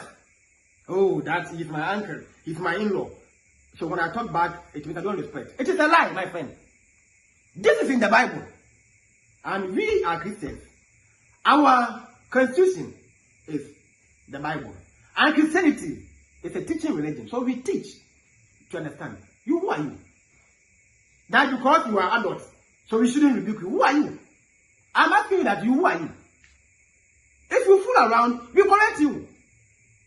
If you don't understand, you under 6. You don't care. I'm saying that if you like, go with your son. If you like, go with your daughter, and they'll be free. If I should leave my wife, you see that she'll be happy. I mean that she'll be very happy, because sometimes she will have to care for me, do this for me. If I'm not there, she will sleep and then she will relax. So if you think that your son is so precious, you the mother, go with him and then marry him. If you think that this your daughter is so precious, go and then marry her. then we are good to go. Some point. Now, first, Jacob reminded Laban of his selfishness and, ingratitude. Yes, where you have to listen. The same Genesis 31, verse 38 to 41. And I'll give you 4 things that Jacob reminded his selfish and ingrate in-law. Jacob reminded, yes, because here he was annoyed. He had held up to the brim, so he had to pour out. After all, what? After what can you do? Jacob rebuked him that he also contributed. It was a work and pay business, and that Laban granted nothing for free, except he labored for it. You know how Jacob suffered? You know how Laban was a wicked man. In fact, how can you let someone serve for 14 years to marry your daughter? Wicked in-law, Laban, very wicked. So, these are what Jacob told Laban in Genesis 31, 38 to 41. 20 years of loyalty, careful shepherding, and not eating of the rams. So for 20 years, Jacob was telling Laban that, for 20 years I've been loyal with you. I have cared for your sheep, and I did not eat the male ones. B. Go responsibility and replace the torn of the sheep by beasts, either stolen day or night. So you can imagine. So you see that Jacob was working for the in-law Laban, as he also paid him. So means that anytime a beast has stolen the sheep, Jacob had to pay for it. You see how wicked, and all these things, they are all hidden. When an in-law is fooling, and then you are trying to correct, then they are all on you, because they are fools. But here Jacob is now pointing to the ingrate in-law that he also contributed, and then he labored for it. It was work and pay business. And also finish, I said that those who are saying that you are ingrate, you also have them, my friend. It was tit for tat. Whether the sheep was stolen at night or day, he had to pay for it. Why? Because the in-law had then entrusted the sheep to him to be sent to the field. So if you lose one, then you have to pay. So you can imagine the wickedness. Now see, endure the drought plus the sleepless night. So when the Hamatan here, or the drought was intense, he was still to care for them on the desert. He could not even sleep at night. And in the olden days, they were saying that a Palestine, in the ancient Palestine, when you send the sheep to the fold, during the midnight, you have to go and sleep in a cave, so that wild animals will not come to eat you plus the sheep. And he's saying, even so, when we say drought is even above the dry season. So it means that he even had to fetch water from a distance to feed the sheep, so that they will not die. All these things he did for free. D. Served 20 years as a servant, 14 years to marry Leah and Rahel, and 6 years tending for the flocks. All these are what Jacob did for his ingrate in-law Laban. And at the end, he didn't even congratulate him. Rather, he was still accusing him. Now, I'll repeat this side. Jacob rebuked Laban that he also contributed. It was a work and pay business, and that Laban granted nothing for free, except he labored for it. I'm asking that the person who is now claiming that you are his God or her God. Did they feed you for free? You mopped, you swept, you cleaned, you worked, sometimes even to the point of a collapsing. My friend, your debt has been paid already. You all know one nothing. Me, I all know one nothing, my friend. I didn't force you to come and then take off me. Please. And the child did not force you to go there to take. You did that to cover your shame. And some too, they did it from their hearts. And we are saying that when you care for orphans and others, you are, so the person was blessed. I am saying that you are the reason why they are now where they are now. In the Bible, when you care for the orphans and the widows, you are, and in the poor, you are blessed a lot. So the person who is now condemning you that you are ingrate, my friend, I'm saying that you contributed to where they are now. Maybe, I will even say maybe, it was, and it is because of you. That's why the person is now where he or they are now. Me, I hate people who are hypocrites. How can you go and do something voluntary, and then later, then you can look for a reward? What is that? Who forced you? Who forced you to go to sign the bond? You took the child by yourself. You chose to help the person yourself. The person is now grown. Let him or her be, hey, disaster. Because you can no longer get a benefit from.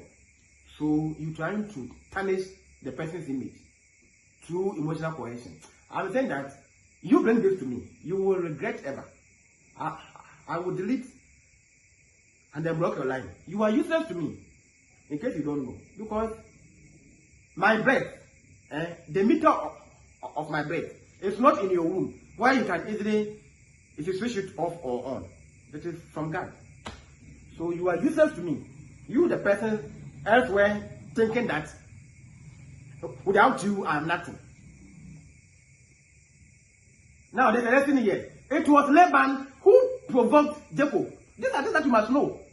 The in-law somewhere, the uncles and Adam who are accusing you, they must be civil enough to know that it was someone who provoked you. Laban thought he could control Jacob since he was nephew and in-law. Yes. This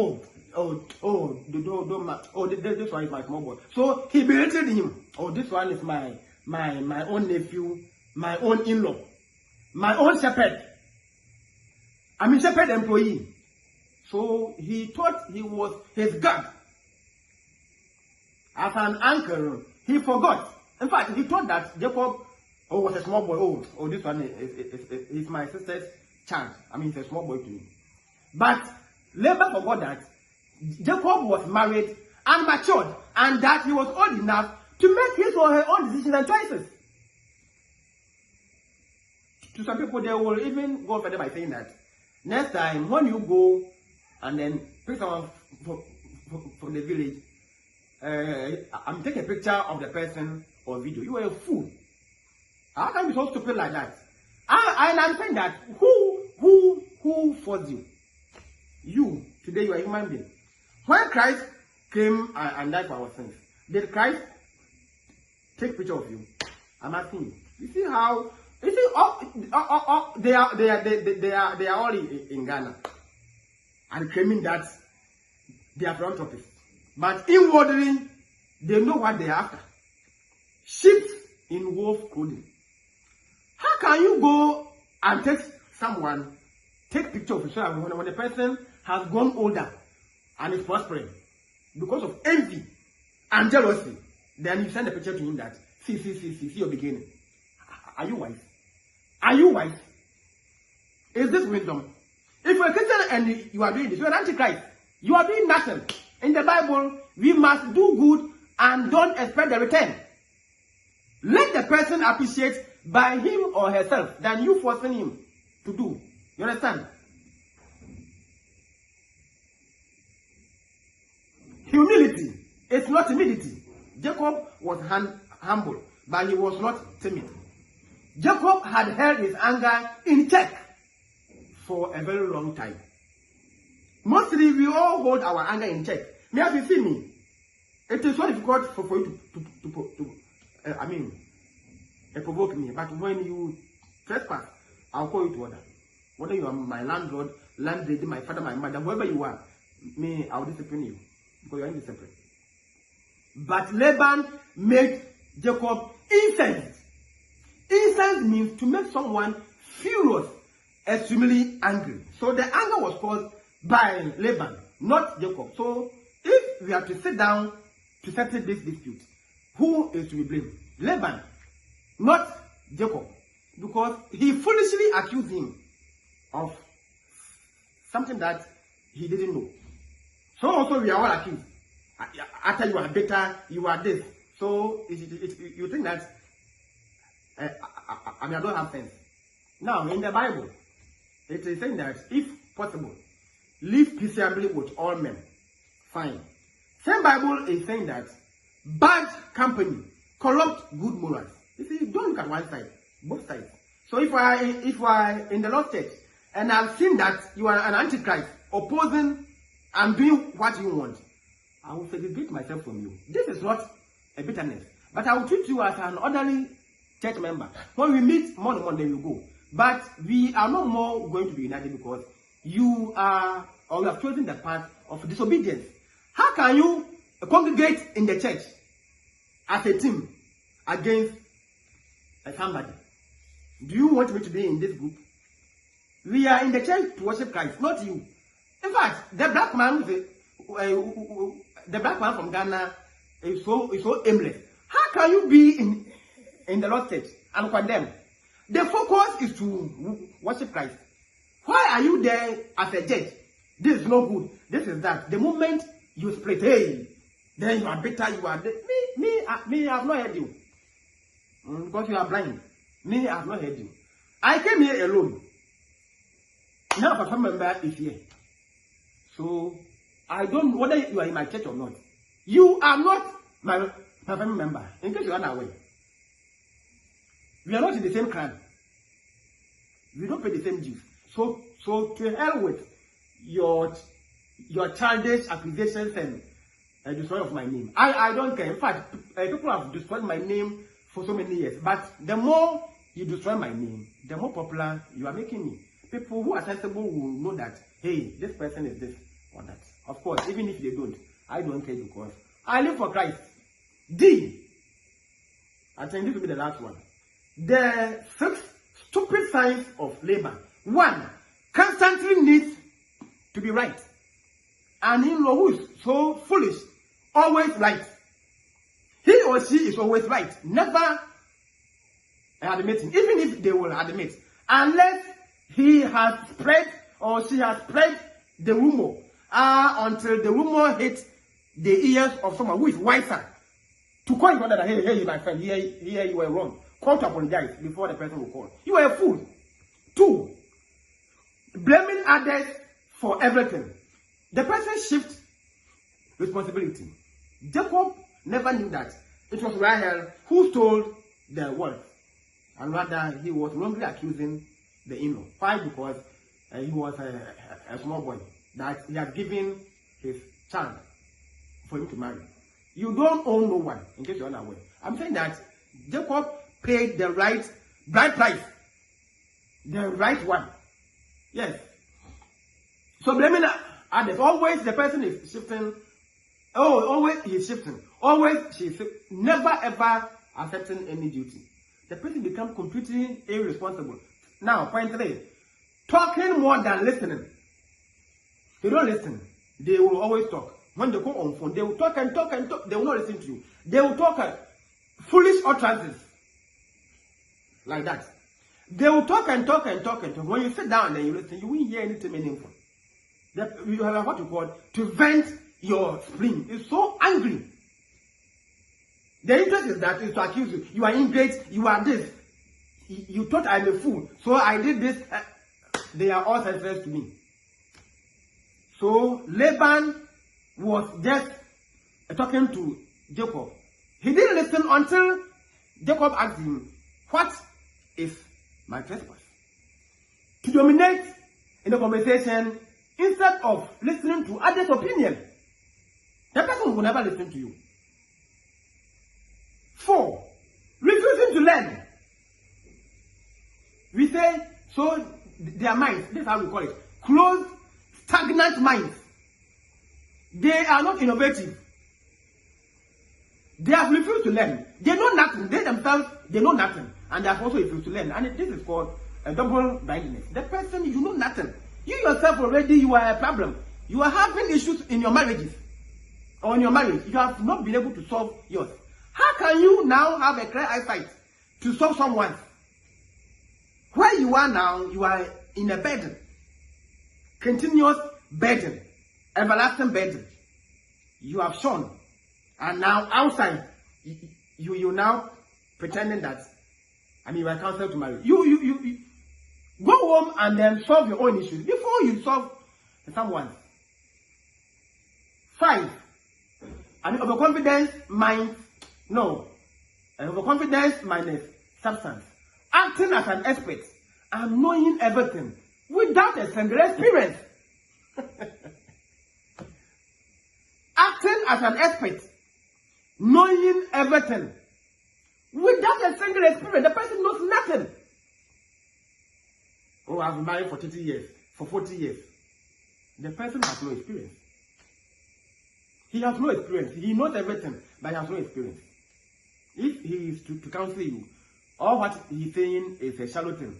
No, is it the counsel? I hate advice minus experience. I hate it. All what he or she is saying is minus no substance. He knows everything, but he lacks the substance. There's no substance in what he or she is saying. Number 6, judging too quickly. This is called snap assumptions.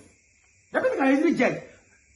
The person has offended, and he's still there to accuse you.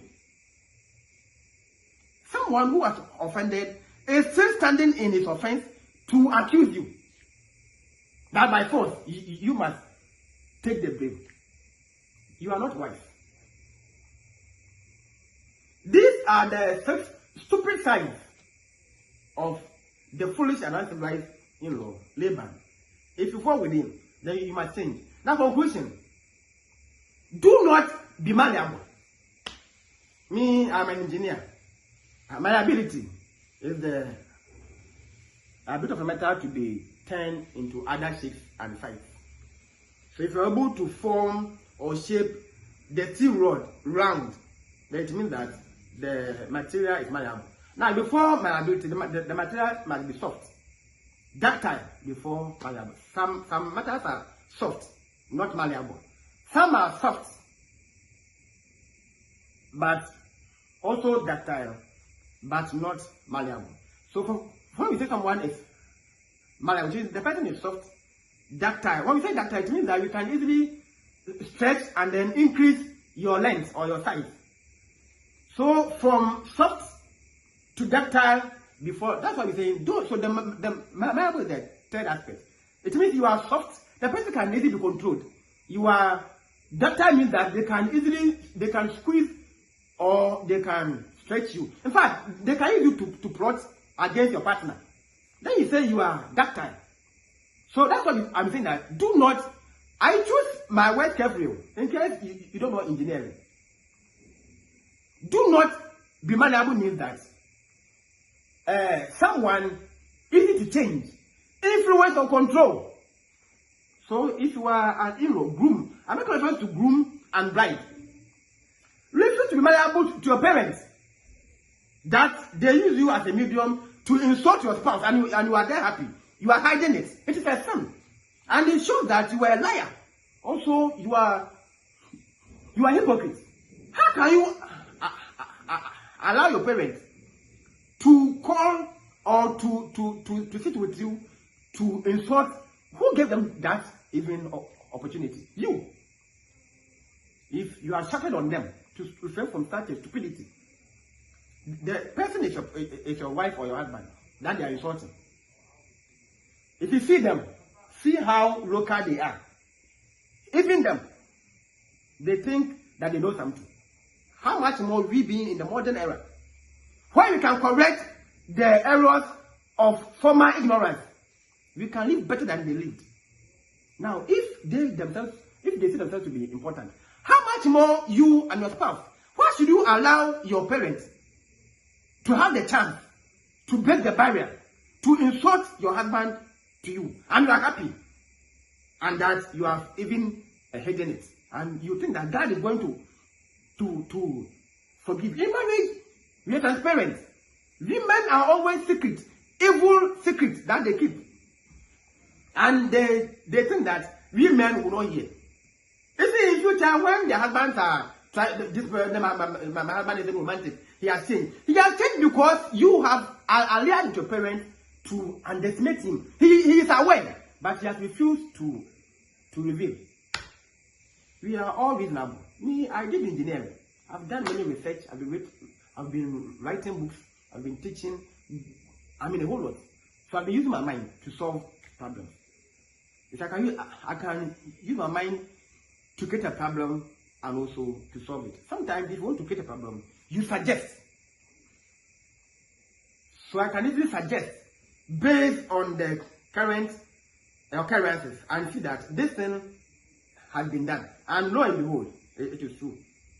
It shows that you are unfaithful to your partner. How can you keep an insult from your parents hidden from your partner?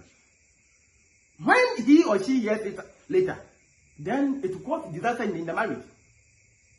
Because all this while, it means that you are the barrier, medium of communication that they have been using you to insult the partner. So you think that do not be malleable.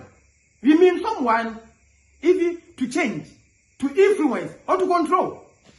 2, control the out of control. Control your parents to refrain from their stupidity. Mom, Dad, I'm married, so leave me alone. That's how it should be. There's this woman, Karina Kapoor. Now, let me take you to India. The sister is called Charisma Kapoor. We are told and we are aware that the marriage of Charisma Kapoor and Abhishek Bachchan collapsed because of the negative influence, the dictatorship of the woman's mother. So we are saying that the Charisma is divorced because the mother was controlling the marriage. You sit down there and then fool in Ghana, we are saying and then you are there laughing. So when Karina Kapoor, now Karina Kapoor is married to, oh, this man, I've forgotten his name. The man is a Muslim now. He's also an actor. I've forgotten his name. Now, when he was about to marry, he said on the media that if the mother attempts any silly, if I'm quoted as she quoted, if the mother, I said she won her on the media, not even in secrecy. You sit down there and then be fooled by your parents. If the mother tries anything silly, she will kill herself or elope with a man. As we speak, Karina Kapoor is married to this man. And now she's a Muslim. If you think I'm lying, go online and check. Me, I watch in the movie, so I follow them a lot. Control the out of control and stop this your timidity. It will destroy a marriage. I'm saying that Charisma Kapoor's marriage collapsed with Abhishek Bachchan. The father is called Anthony. If I've heard of Anthony Shakar. Shakar died, I think, early this year or so. Shakar. So Shakar Anthony, they are the pioneers of Indian movies. The Anthony is called Bachchan. He's called Bachchan. And then the son is called Abhishek Bachchan. So Abhishek Bachchan married Charisma Kapoor. But because the mother of the Charisma was a dictatorship, or I said dictatorship, a dictator. So the marriage, so the whole India, it is, I like that. The mother collapsed the marriage. So you sit down then, be used as a condo that when they throw you to the wall, then you stick. You're not able to move. The end is that you lose the love that your husband is loving you. Your marriage becomes so, you see, there will be more problems. When you go to a parent room, they will still ask you to go and stay in like that because marriage involves problem. They themselves invented it because of your flexibility, and now they are also asking you to go and then solve it. What if the man that does not welcome you again? Control the out of control. Stand on your ground to correct, to secure your peace and freedom by calling an uncivilized caretaker or in-law to order. When trespassing in your life, me, I'll call you to order. You, who are you? I'm saying that what you did for me, I contributed. Me, when I came here, I stayed with someone. I contributed a lot. I mean, financially. You can tell me nothing.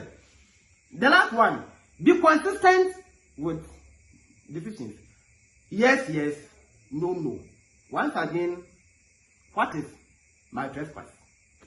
I will see you again next time. Until then, Jacob and Laban is my name. This is my name for the truth. I face fact, I fear no one. If you like me. If you like, hate me. I work for God. Bye-bye.